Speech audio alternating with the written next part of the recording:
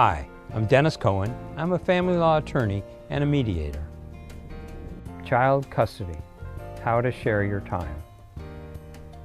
When it comes to the children, California has two main principles that it follows. The first is, it's best for the children to have as much time as possible with each of the parents. And the second, the overriding principle, is what is the best interest of the child.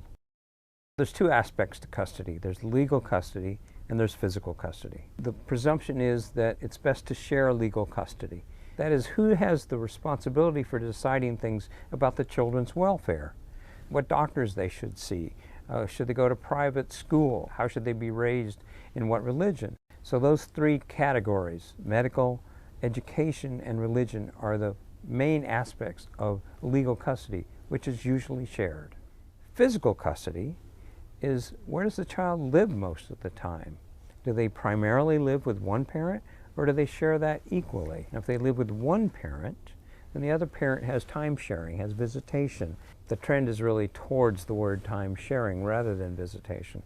And sometimes that's split evenly, sometimes just on the weekends or during the week. It depends on the age of the children, what's appropriate, what the relationship is, and what time is available for the parents to spend with the children. All of those factors go into the equation in deciding what's in the best interest of the child. The challenge comes is very often the children become a pawn in a struggle between the parents. In mediation, especially with the help of a therapist, those issues, those power struggle issues, can be worked out, and you really can now focus on what's best for our kids.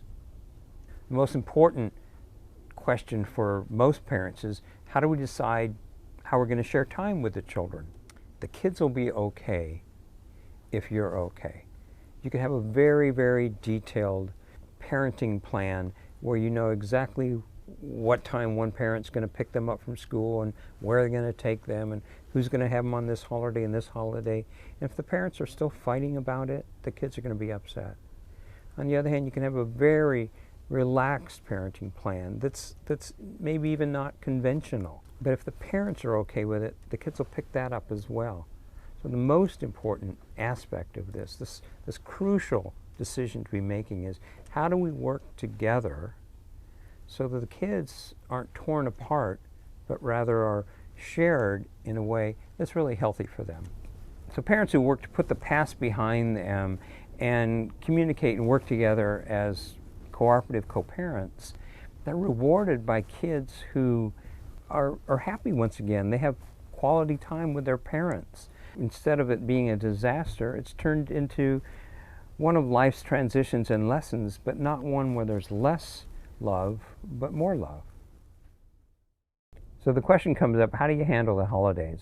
My advice is to share the holidays, not divide them.